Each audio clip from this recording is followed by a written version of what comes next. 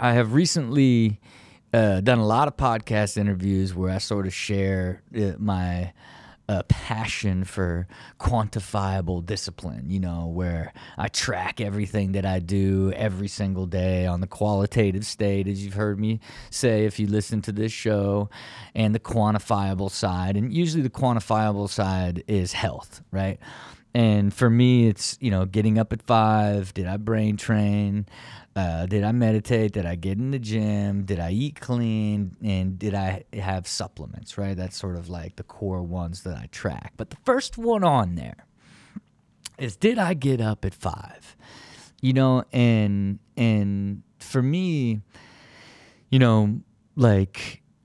what I was trying to do when I initially did it is okay, I just know that if I get up at 5, it just seems like my whole life is more together, right? That's sort of the idea of why I added that to my initial sort of tracking on a quantifiable sort of way. Because I just kind of like felt instinctually like, okay, well, great. Like if I get up at 5, like I'm for sure going to have a better day, right? Because I'm getting more caught up, and it gives me that extra hour, but I didn't quite understand like clearly what it was, right? And what it truly is the power of 1 hour.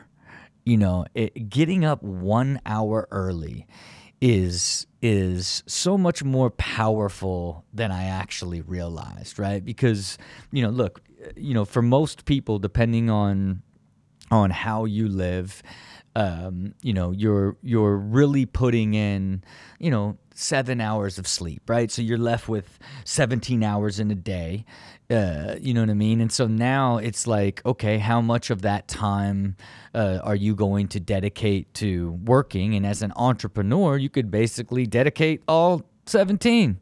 You know what I mean? Outside of showering and eating a little bit, like when you're building a company or kind of in control of your own destiny and wearing a lot of hats, you could figure out a use of literally every single one of those hours. Now, of course, preach it. I live fully balanced, right? So, there's an hour and a half of that's dedicated to health. A substantial amount of that time is dedicated to my kids and family.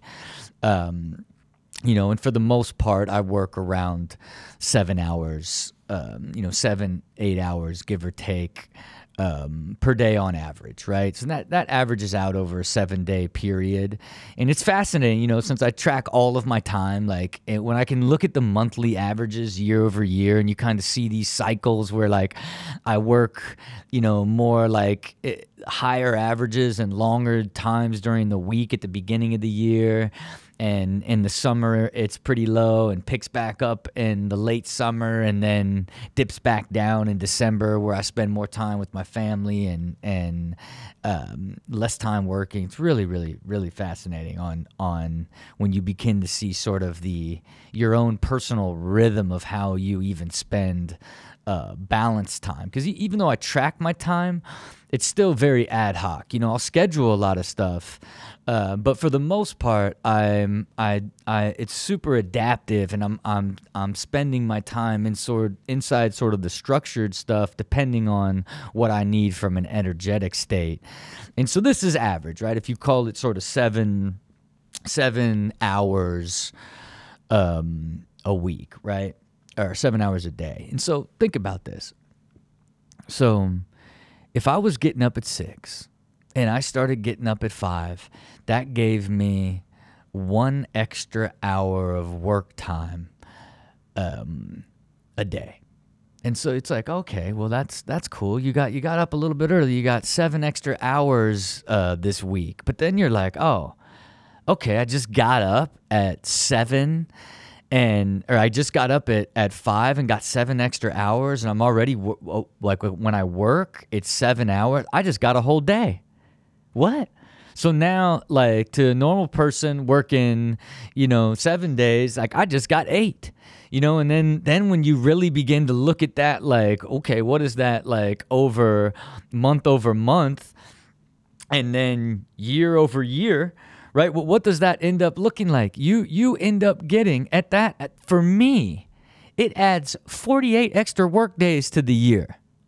48 extra work days to the year. That is like a month and a half that I've added, that I'm able to execute, get work done, and continue to evolve and build everything that I'm building, right? And when you see it from that perspective, that it's really, because to me, until I kind of did the math and began to track my time and understand like the actual impact, I could feel it, right? I could feel it intuitively of like what an impact that hour was having on just me feeling more organized and getting more things done and just feeling on top of things, which led me to like, man, you should track that, because the more you do that, the higher quality of life that you have and the higher output that you have. But then breaking it down, when I really begin to understand why, this idea, if you just simply wake up 1 hour earlier per day, that you are giving yourself a month and a half of additional work days in a year.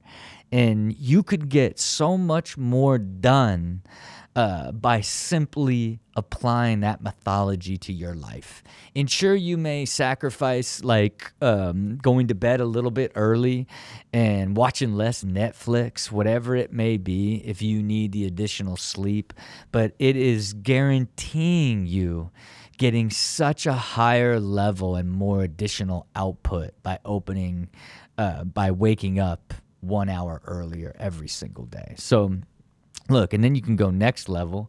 Of course, once I did the math, then I'm like, okay, how many times a week can I start waking up at 4, right? So, I pushed it to like 4, because when you go, man, and it's extreme because like it's normal to me, but I know that like I used to think about people that wake up at like 4 and I'd be like, that's insane. It's the middle of the night.